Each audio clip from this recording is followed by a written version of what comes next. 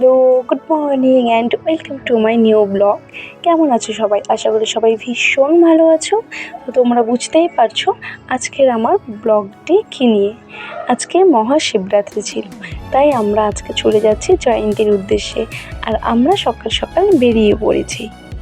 আমরা কিন্তু এবছর নিয়ে দুবার যাচ্ছি জয়ন্তীতে। তো তোমরা কে কে গেছো আমার সাথে কিন্তু অবশ্যই শেয়ার করবে। আর আমি আজকে এই সারাদিনের ব্লগটি তোমাদের সাথে শেয়ার করব।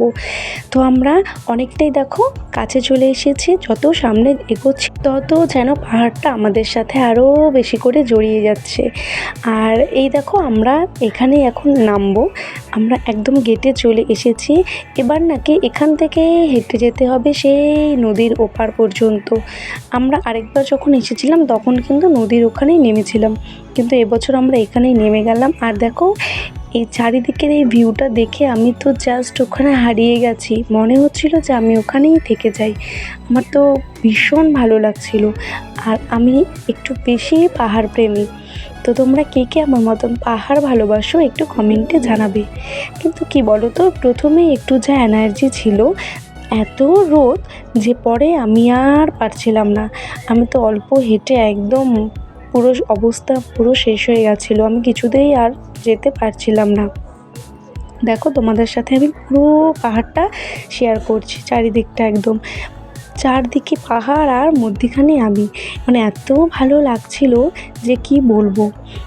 আর আমরা কিন্তু এখন পায়ে হেঁটে সেই মেলাতে পৌঁছবো। তো চলো দেখি কতটা আমরা এগোতে পারি। আর দেখেছো তো যতটাই এগোচ্ছি ততটাই পাহাড়। কী যে স্বস্তি পাচ্ছি, কী যে শান্তি পাচ্ছি তোমাদের বলে বোঝাতেই পারবো না। আমি মানে পুরো হারিয়ে গেছি ওখানে।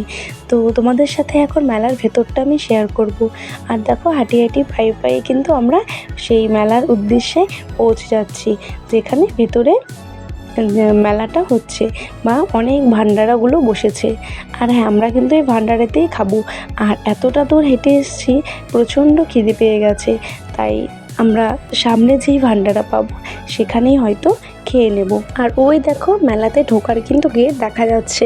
আর আমরা এখন এই গেট দিয়ে ঢুকে যাব।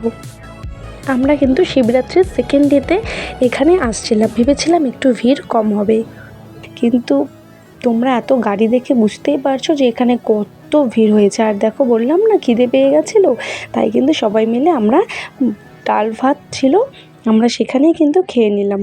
এখন খাওয়া দাওয়া করে আবার কিন্তু আমরা হাঁটবো। আর দেখো এত গরম ছিল যে একটু জলে পাটা ভিজিয়ে একটু শান্তি পাচ্ছিলাম, ভীষণ গরম লাগছিল। তারপর আমরা আবার হাঁটছিলাম, হেঁটে হেঁটে সেই ওপরে যাচ্ছি। রোদ্রে একদম অবস্থা শেষ হয়ে গেছিলো। তো হাঁটছি, হেঁটে হেঁটে যেহেতু যেতে হবে, কী করব, বাবার উদ্দেশ্যে যখন এসেছি। আর দেখো এবার দেখি এখানে পান সুপারিরও ব্যবস্থা ছিল। আমার মা মাসি তো ভীষণ খুশি। আর তারপর এখানে একটা ছায়া দেখে একটা ভেতরে আমরা বসলাম, এখানে একটু রেস্ট করছিলাম, সবাই মিলে একটু গল্প করছিলাম। হাঁটতে হাঁটতে তো ভীষণ ক্লান্ত হয়ে গেছি, তাই সবাই মিলে এখানে বসে একটু রেস্ট করে নিলাম। আর দেখো কপালটা এতই ভালো ছিল যে 5 মিনিট পর এখানে আবার ফ্রাইড রাইস, ডাল, সয়াবিন, পাঁপড়, চাটনি দিচ্ছিল।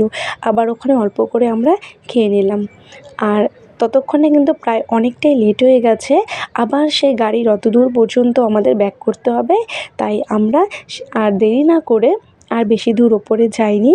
প্রচণ্ড পা ব্যথা হয়ে গেছিলো, তাই আমরা পাহাড়কে টাটা বাই বাই করে বাড়ির উদ্দেশ্যে রওনা দিয়ে দিলাম। তো এই ছিল আমার আজকের ব্লগ। যদি ভিডিওটি ভালো লাগে তাহলে লাইক, কমেন্ট, শেয়ার করে দিও। আর আমার চ্যানেলটি সাবস্ক্রাইব করে দিও। ফেসবুক থেকে দেখে থাকলে পেজটি ফলো করে দিও। দেখা হবে নেক্সট ভিডিওতে। Tata bye.